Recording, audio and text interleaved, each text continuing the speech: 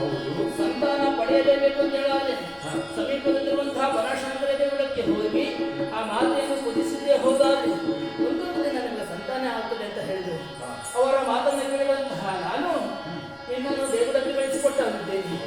ಹೋಗುವಾಗ ದುಃಖದಿಂದ ಹೋದವಳು ನೀನು, ಈಗ ಸಂತೋಷದಿಂದ ಬರ್ತಾ ಇದ್ದೇನೆ. ಕಾರಣ ಏನೆಂದು ನಾನು ಹೇಳ್ತೇನೆ.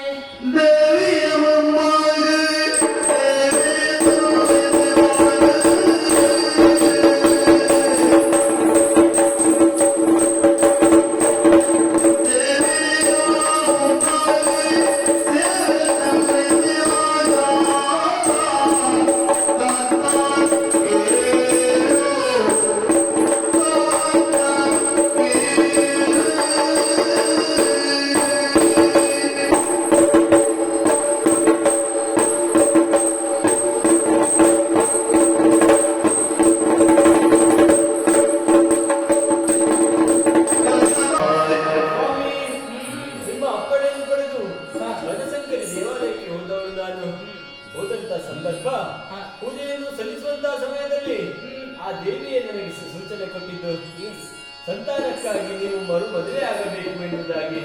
ಇದಕ್ಕೆ ನಿಮ್ಮ ಅಭಿಪ್ರಾಯವೇನು ಸ್ವಾಮಿ?